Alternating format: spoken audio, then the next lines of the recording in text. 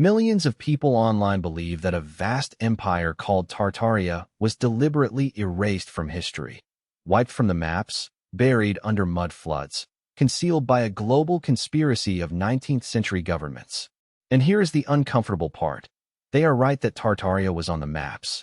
They are right that it disappeared. They are right that mainstream history barely explains it. What they are completely wrong about is why. Because the real explanation is more documented, more dramatic, and far stranger than any conspiracy. And it starts with a name that Europeans borrowed from the Greek god of the underworld. The 1375 Catalan Atlas, the finest map of the medieval world, hand-painted on vellum for the King of France, already marks the territory of the Tatars across Central Asia. By 1570, the Flemish cartographer Abraham Ortelius publishes the Theatrum Orbis Terrarum, the world's very first modern atlas, considered the gold standard of geographic knowledge, and devotes an entire dedicated plate to Tartaria, showing it spanning roughly 10 million square miles. By 1757, Robert de Vaugendy's authoritative Atlas Universal still carries the name. These are not the works of fringe thinkers or obsessive amateurs. These are the most respected geographic authorities of their age. Every king, admiral, and merchant navigator in Europe owns one, and every single one of them shows Tartaria. The name itself carries the weight of civilizational terror. Tartary derives from Tatars, the European label for the Turkic and Mongolic nomadic peoples who swept westward under Genghis Khan beginning in 1206. When the Mongol armies reached Poland and Hungary in 1241, historical records suggest they killed countless thousands in a matter of months. The survivors who try to describe what has happened reach for the only word powerful enough: Tartarus, the Greek underworld, the realm of eternal punishment. Medieval chroniclers literally add an extra R to the word Tatar, transforming it into Tartar, because this invasion does not feel like war. It feels like hell arriving on Earth. From its very birth, Tartary is not the name of a proud empire. It is the name of Europe's deepest, most primal fear. Here is the detail that conspiracy theorists consistently overlook. When you examine those same maps closely, Tartaria is not drawn as a single unified realm. It is subdivided. There is Russian Tartary in the northwest, Grand Tartary across the central steppe, Chinese Tartary along the Manchurian border, independent Tartary in the regions no power has yet absorbed, Mughal Tartary further south.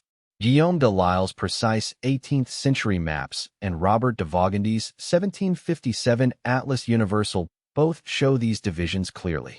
A real empire, the Ottoman Empire, the Qing dynasty, the Russian Tsardom, has a capital, a court, a single ruler who signs treaties and fields armies. Tartary has none of these. It is something else entirely. For centuries of European cartographers collectively marking their own uncertainty about the unmapped nomadic world that begins where their knowledge ends. The erasure of Tartary from the maps of the world begins not with a shadowy council or a catastrophic flood, but with 840 men and a Cossack outlaw named Yermak Timofeyevich. In the autumn of 1582, the powerful Stroganov merchant family, fur traders who have made fortunes on Russia's eastern frontier, hire Yermak and his band of battle-hardened Cossacks for a single purpose: push east beyond the Ural Mountains and deal with the Siberian Khanate of Kukum Khan, whose raids are threatening Stroganov trade routes. What follows shocks everyone. Armed with early firearms, matchlock muskets that the Siberian warriors have never encountered, Yermak's 840 men rout Kukum Khan's forces in a decisive battle in the autumn of 1582. A Khanate that has ruled western Siberia for decades collapses in a single afternoon, and the door to the east swings permanently open. What follows Yermak's breakthrough is relentless, methodical, and entirely documented. Russian Cossacks and imperial troops advance east across Siberia, building fortified trading posts called ostrogs, each one stamped with a founding date, a founding commander, and a registry of tribute collected. Fort by fort, the frontier advances eastward. By 1639, just 57 years after Yermak's first crossing, Russian explorers reached the Pacific coast of Asia, an entire continent traversed in 2 generations. By 1689, Russia has pushed so far east that it physically collides with the expanding Qing dynasty of China along the Amur River, and the two empires are forced to sit down and negotiate. The result is the Treaty of Nerchinsk, the document that formally begins the legal partition of the territory the maps have always called Tartary. Not erased, conquered, in plain sight, in full daylight, with dates and names on every document. The Treaty of Nerchinsk, signed in 1689 in a small Siberian outpost town, is one of the most carefully documented diplomatic events of the entire 17th century. Russian and Qing Chinese envoys meet face to face. Jesuit priests, multilingual missionaries trusted by both sides, serve as interpreters. The treaty is written out in full in 4 separate languages: Latin, Russian, Chinese, and Manchu. For copies, for seals, filed in imperial archives in both Moscow and Beijing, where they remain legible and accessible to any scholar today. China formally takes Manchuria, what the maps call Manchu Tartary. Russia formally claims Siberia, what the maps call Russian Tartary. The vast gray zone that European cartographers have labeled Grand Tartary for over 3 centuries begins its legal dissolution. This is the opposite of a cover-up. This is empire building done entirely in the open, and historians have known about it for 300 years. For most of the internet's existence, Tartary is a footnote, a historical curiosity discussed in academic papers and specialist cartography forums. Then, around 2017, something changes. YouTube channels with names like Orphan Age, John Levi, and Conspiracy US begin publishing videos proposing a radical new explanation. They argue that the absence of Tartary from modern history books is not the result of conquest, but of deliberate erasure.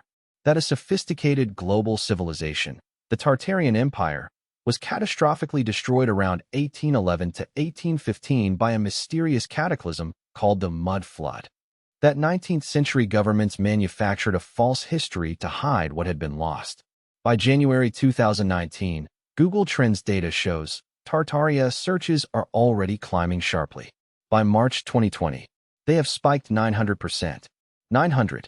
And the theory is spreading fast into Spanish, Portuguese, and Russian-speaking communities across 3 continents. The conspiracy's most seductive evidence is visual. Conspiracy theorists point to photograph after photograph of grand 19th century buildings, ornate train stations in St. Petersburg and Paris, palatial city halls in Philadelphia and Brussels, the breathtaking pavilions of the 1893 Chicago World's Columbian Exposition, all sharing a common feature: lower floors that sit partially below the current street level, as if the earth has swallowed the foundations. Theorists ask, how could ordinary 19th century workers have built structures this elaborate, this fast? The Chicago World's Fair White City went from bare ground to a gleaming neoclassical city in just 2 years, 1891 to 1893. 14,000 laborers on site simultaneously. The official story, they argue, strains credibility. Surely these buildings must have already existed, built by a civilization we've been told to forget. The images are striking. The logic feels compelling. But there is a prosaic, documented explanation, and it involves the worst sewage crisis in American history.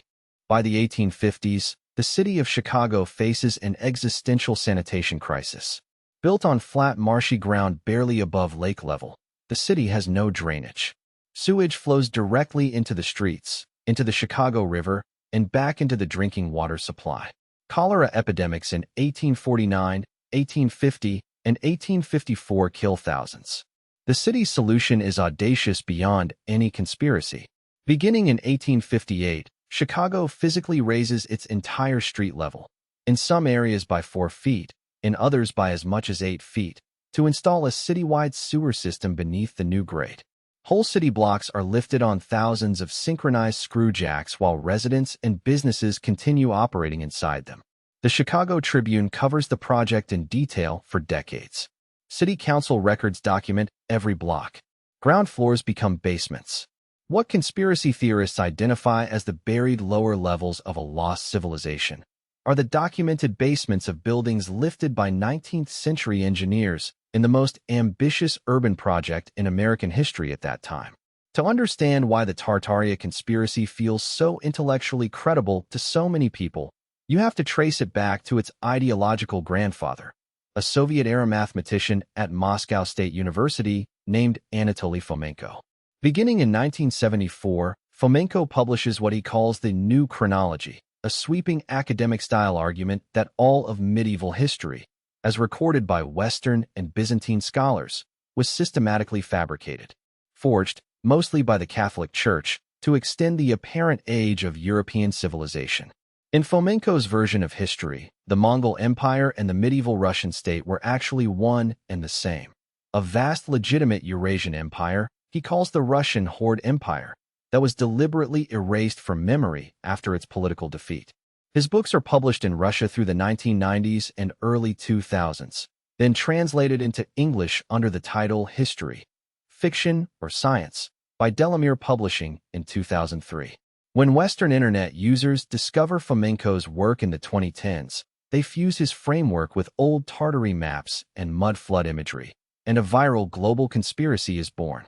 The intellectual lineage runs in a straight line. Fomenko, 1974, to YouTube, 2017. One fringe academic. 5 decades. Millions of believers. Here is the deepest irony of the entire Tartaria conspiracy. While millions of people debate the existence of a fictional Tartarian civilization, the actual descendants of Tartary are very much alive. Approximately 5.5 million Tatar people live in Russia today, according to the 2020 Russian federal census. The majority live in the Republic of Tatarstan, a federal subject of Russia with its own elected parliament, its own official language, and a capital city, Kazan, whose history stretches back to the 13th century. Additional Tatar communities exist in Ukraine, Poland, Lithuania, Finland, and across Central Asia. They are one of Russia's largest and most culturally distinct ethnic minorities, with a literary tradition centuries old, a distinct Turkic language still spoken by millions, and historical memory that predates any internet conspiracy by 700 years. The people the Tartaria conspiracy claims to be rediscovering never went anywhere. They have been here all along. The Tartaria conspiracy does not emerge from nowhere. It emerges from a genuine gap. The history of Central Asia's nomadic peoples, the Tatars, the Kazakhs, the Mongol successor states, is genuinely underrepresented in Western history education. Most people who grew up in Europe or North America can name the Roman emperors, but could not name a single Tatar Khan after Genghis. That ignorance is real. The old maps that show Tartaria represent a real historical presence that most Westerners have never been taught to understand. The conspiracy exploits that gap. It takes a real mystery. Why does this name appear everywhere and then vanish? And offers a dramatic answer for people who have never been given the straightforward one. John Carey's 1801 Atlas is the last major British map to prominently label Great Tartary. By 1850, British cartographers replaced the label entirely with specific territorial names, because by then the surveys are complete, the conquest is finished, and the uncertainty is gone. The name disappears from the maps for the same reason New France disappears from the maps, because the political reality it described had ended, not erased, resolved. Tartaria was real. Tartary was real. The maps were real. The fear that named it was real. The conquest that erased it was documented in 4 languages and filed in imperial archives on 2 continents. And the people it described are still here. History does not need to be invented to be astonishing. It needs only to be told. That is what this channel exists to do. To find the stories that fell through the cracks of every textbook ever printed, and to tell them the way they deserve to be told. With specificity, with honesty, and with the weight they actually carry. If that is what you are looking for, subscribe to History's Hidden Chapters, and tell us in the comments, what forgotten chapter of history do you want us to open next?